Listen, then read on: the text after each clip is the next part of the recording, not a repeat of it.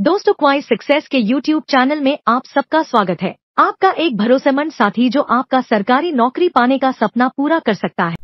Hello friends, पिछले session में हमने जानकारी ली थी कंप्यूटर के एवोल्यूशन के बारे में, जिसमें हमने कंप्यूटर किस प्रकार से बना, क्या क्या उसमें स्टेप्स आए, इनकी जानकारी ली। इस सेशन में हम बात करने वाले हैं जनरेशंस ऑफ कंप्यूटर।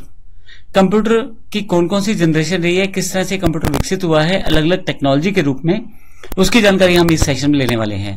मैं आपको बता दूं, एग्जाम में काफी सारे क्वेश्चन इससे पूछे जाते हैं कि कौन सी जनरेशन में कौन सी टेक्नोलॉजी यूज की गई और किस किस तरह के कंप्यूटर एग्जाम्पल्स उस जनरेशन में मिलते हैं। तो आइए इन सब चीजों की जानकारी हम लोग लेने वाले हैं। तो सबसे पहले शुरुआत करते हैं जनरेशन ऑफ कंप्यूटर में फर्स्ट जनरेशन, जो 1946 से 1956 तक रही। तो आइए बात करते हैं फर्स्ट जनरेशन की, जो 1946 से 1956 तक रही। कंप्यूटर की फर्स्ट जनरेशन में वैक्यूम ट्यूब का यूज किया गया था। कुछ बल्ब नुमा ट्यूब रहता है जो कांच का बना रहता है और इसे वैक्यूम ट्यूब कहते हैं। इसका आविष्कार सन 1904 में जॉन एम्ब्रोस फ्लेमिंग ने किया था। अब ध्यान रखिएगा, एग्जाम्स में इस तरह के क्वेश्चन रहेंगे कि फर्स्ट जनरेशन में क्या टेक्नोलॉजी यूज की गई और इसको किसने आविष्कृत किया। तो 1904 में जॉन एम्ब्रोस ने वैक्यूम ट्यूब का आविष्कार किया। इस जनरेशन में कंप्यूटर में इंटरनल मेमोरी के रूप में मैग्नेटिक ड्रम का इस्तेमाल किया जाता था, यानी कि कुछ स्टोर करना है तो मैग्नेटिक ड्रम का इस्तेमाल किया जाता था। फर्स्ट जनरेशन में इनपुट के लिए हम लोग पंच कार्ड और पेपर टेप से प्रयोग किया जाता था। आउटपुट के लिए प्रिंट आउट का यूज भी किया जाता था। अब पंच कार्ड मुख्यतः क्या होता था, होल्स वाले कार्ड थे जिनमें कुछ होल्स रहते थे जिससे उनको होल्स के रूप में डेटा स्टोर किया जाता था, और ये एक पेपर टेप के रूप में अवेलेबल रहता था। फर्स्ट जनरेशन जब आया तो कंप्यूटर बहुत बड़े बड़े थे, लेकिन इनकी स्पीड उस तरह से नहीं थी। आकार में बड़ा होने के बावजूद इनकी स्पीड बहुत ही कम थी। लेकिन नॉर्मल ह्यूमन बीइंग, जो एक आदमी नॉर्मल कैलकुलेशंस कर लेता है, उससे कई गुना ज्यादा थी, इसलिए इनका प्रयोग वहां से शुरू हो गया था।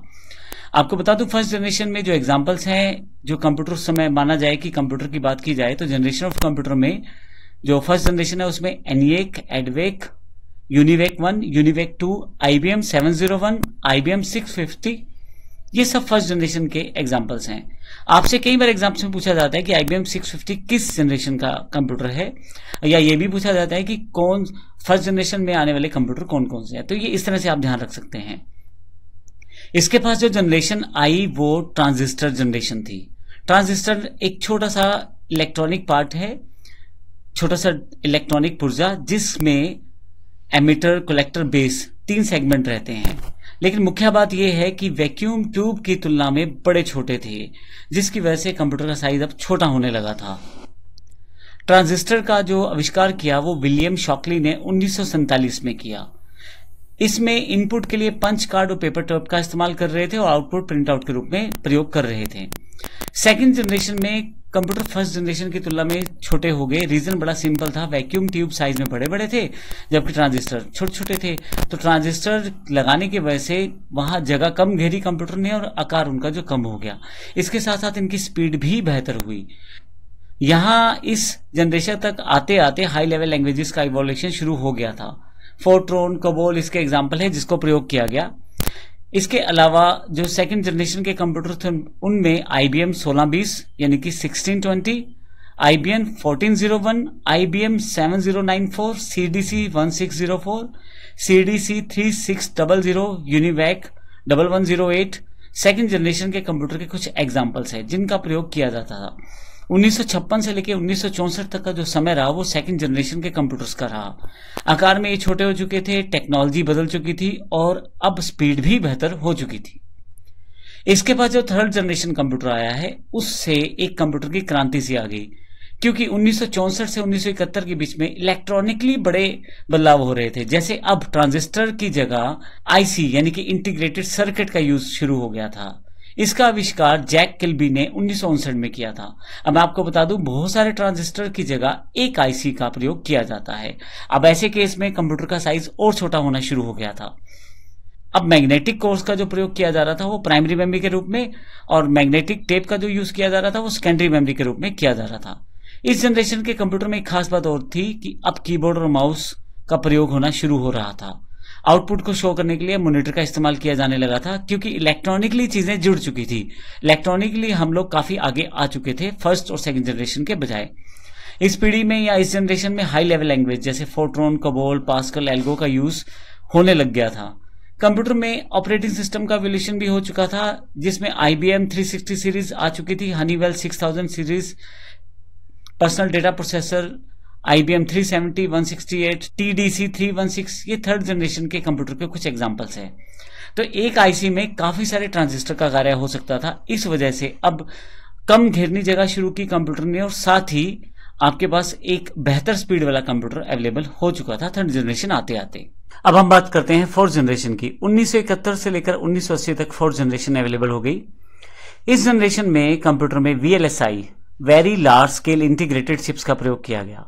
Very large scale integrated chips को माइक्रो प्रोसेसर भी कहा जाता है। VLSI सर्किट एक सिलिकॉन चिप पर बना होता है, लेकिन इसमें 5000 ट्रांजिस्टर और अन्य सर्किट्स को भी हम शामिल कर सकते हैं, इसीलिए इसे माइक्रो प्रोसेसर कहा जाता है। अब यहां आते आते आते ना केवल हार्डवेयर यानी कि इलेक्ट्रॉनिकली चीजें बदली हैं, बल्कि सॉफ्टवेयर में भी काफी सारे बदलाव हुए। MS DOS, MS विंडो भी इस वक्त तक अवेलेबल हो चुका था। C++, D बेस जैसी हाई लेवल लैंग्वेजेस आ गई थी। इस जनरेशन में कंप्यूटर्स में इंटरनेट और ग्राफिकल यूजर इंटरफेस, जिसमें माउस का प्रयोग कर सकते थे, वो भी अवेलेबल हो चुका था। IBM 4341, DEC10, star 1000, PUP11, Cray 1, PC, ये सब जनरेशन के कुछ एग्जांपल्स हैं। VLSI लगाने की वजह से कंप्यूटर का आकार बहुत छोटा हो चुका था। अब ये ऐसा हो चुका था कि आपके सामने एक टेबल के रूप में इतना बड़ा एक आकार आपके पास अवेलेबल हो चुका था। अब यहां से आपको कंप्यूटर के ऑपरेटिंग सिस्टम भी बड़े अच्छे मिलने शुरू हो चुके थे। स्पीड बहुत फास्ट हो चुकी थी और लोग इसे पर्सनल और कमर्शियल रूप में प्रयोग करने शुरू हो चुके थे। जो नेक्स्ट पार्ट है वो हमारे पास फिफ्थ जनरेशन है। फिफ्थ जनरेशन 1980 के पश्चात जितना भी कंप्यूटर डेवलप हुआ वो सारा फिफ्थ जनरेशन का कंप्यूटर है।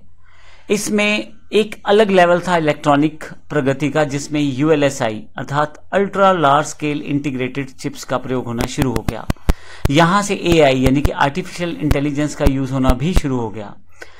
इस ड्यूरेशन के दौरान 64 बिट के माइक्रो प्रोसेसर बनने शुरू हो गए, जिससे कि आपकी जो स्पीड है कंप्यूटर की वो 64 बिट तक इंफॉर्मेशन को एक साथ प्रोसेस कर सकती थी। 1980 के पश्चात C++, जावा जैसी हाई लेवल लैंग्वेजेस अवेलेबल हो गई, जिससे प्रोग्रामिंग बड़ी आसान हो गई। इसके साथ इलेक्ट्रॉनिकली डेवलप हो गया कंप्यूटर, क्योंकि 64 बिट माइक्रो प्रोसेसर आ चुके थे। यहां आते आते इंटरनेट, ईमेल और WWW अर्थात वर्ल्ड वाइड वेब भी विकसित हो गया। इस जनरेशन में यूजर फ्रेंडली इंटरफेस अवेलेबल हुए, अर्थात जिससे यूजर बड़ी आसानी से काम कर सके किसी कंप्यूटर में, वो उस तरह की विशेषताएं कंप्यूटर में आने लग गई। अब आपके पास desktop, laptop, notebook, ultrabook, chromebook, ये इसी जनरेशन के एग्जांपल्स हैं। अभी हमारे पास जो कंप्यूटर फिफ्थ जनरेशन से पूरे प्रभावित हैं। अब इतने फास्ट हो चुके हैं कंप्यूटर कि हमारा काफी मुश्किल काम बड़े आसानी से संभव कर देते हैं। बड़ी बड़ी मुश्किल कैलकुलेशंस बड़ी आसानी से सॉर्ट आउट हो जाती हैं। बड़ी बड़ी जो कार्य हैं वो कंप्यूटर की सहायता से कर दिए जाते हैं। इवन काफी सारी मशीन्स को कंप्यूटर से ऑपरेट कर लिया जाता है, और साइज में बड़े छोटे। नोटबुक का साइज बड़ा सिंपल, हाथों में आने वाला साइज है, आप कहीं भी लेके जा सकते हैं। तो इस तरह से हमारी ये जनरेशन है कंप्यूटर की, जिनको हमने देखा। इन जनरेशन्स को क्वेश्चंस काफी सारे पूछे जाते हैं, और फुल फॉर्म्स का भी जरूर ध्यान रखें, जैसे ULSI है या VLSI है। तो इस तरह की चीजें आपसे पूछी जाएंगी। अब इस सेशन में हमने अपने कंप्यूटर जनरेशन्स को खत्म किया है। अगले सेशंस में हम देखेंगे कंप्यूटर के फीचर्स क्या हैं। कंप्यूटर जब इस्तेमाल करते हैं तो उसके कौन कौन से पहलू हैं जिन्हें हमें जानना जरूरी है। धन्यवाद। अब सरकारी नौकरी पाने का सपना आपकी मुट्ठी में है। पढ़ो घर से, अपने समय के हिसाब से, अपनी सुविधा के साथ। बस विजिट करो www.quis.success.org.in या डाउनलोड करो क्वाइस सक्सेस मोबाइल ऐप और पाओ 24/7 एक्सेस। और हाँ, सब्सक्राइब करो हमारे YouTube channel quiz success. Bell icon जरूर दबाओ ताकि हर नया वीडियो आप तक सबसे पहले पहुंच सके। धन्यवाद। Thank you.